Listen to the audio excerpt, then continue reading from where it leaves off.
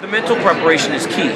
You know, but also just the fact that I prepared for those guys that were unbeatable. I prepared. I went through that process when nobody thought it could be done.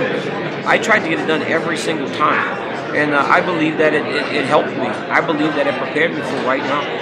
Of all the major defeats that you had, and I think 2008 was maybe the biggest in my mind, just because you didn't get the chance, right? Yep. Which one hurt the most, and which one do you think you learned from the most? I would have to say 2008, because I took things for granted. You know, I started to put a timeline on my career in 2008. I said to myself, this will be the last time I ever win. Then I go off into coaching and I just live the rest of my life happy. I should never have done that. So I stayed a little heavier. It didn't matter. I was like, I have to just make weight today. I know I'm going to compete well, but as long as I get on that scale at 211.5 pounds, I'm fine. I never have to do this again.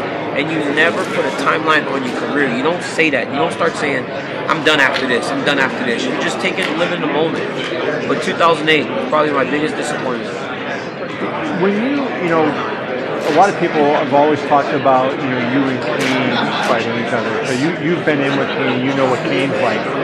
So do you think that John can do anything to you that would be more than what Kane did, even though that's far in the fight? You know, Kane and I, we fight. When we get into that cage, we fight. Now, the thing with John is he'll cut me. John will cut me with the elbows and stuff. Right. So that's what he can do that Kane doesn't. But I mean, he doesn't out-wrestle Cain Velasquez. He doesn't outstrike Cain Velasquez. Hell, if he's fighting Cain Velasquez, he's the underdog, and not by a little bit. You know, he's a pretty sizable underdog against Cain Velasquez. And I go in there and I fight that guy all the time. Yeah, but he can cut me. But outside of that, I don't think there's anything he's going to show me out. You know, the spinning stuff. But.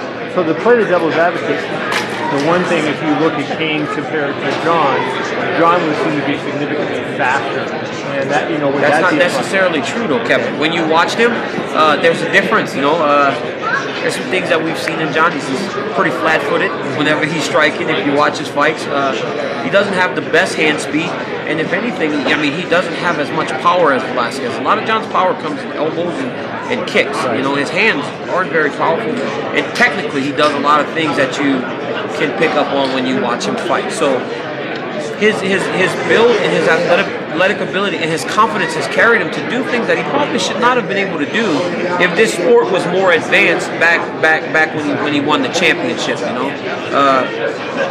In a few years, when these kids that are fighting now, like the Rory McDonald, Rory McDonald has to be the most crisp, clean striker that I've ever seen in my life. His hands are never down.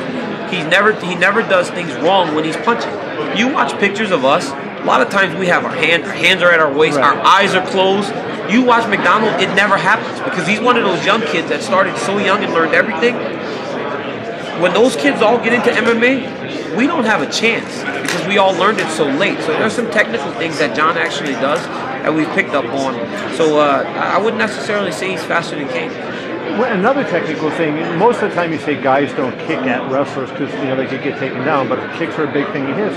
He seems like he uses those right at your kneecap. That he did that to Ryan Bader and to a number of guys that were good wrestlers where they couldn't take him down because of the way he kicked at their legs and kind of straighten them up, I guess. So how do you combat that? Well, it's a lot of times it's hard to defend something that people don't do normally. Right. I think you have to just, I don't know, I think you have to eat them. You got to keep your legs bent. You can't go straight leg like Rampage was doing.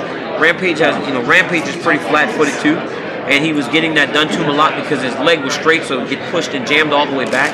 But then Gustafsson did a great job with footwork. Footwork doesn't allow him to actually set up that kick. So there are some things, like we've worked hard and long to figure out ways to actually combat the things that he does. Maybe I'm wrong, but it seemed to me the biggest thing Gus did to John was jabbing at his body, and it seemed like that threw him off. Do you agree with that? Oh, 100%, because he's so long that he can actually create distance, but the body doesn't move. The head can move, but the body's always there. So Gustafsson was the first person to actually invest in body punching against Jones.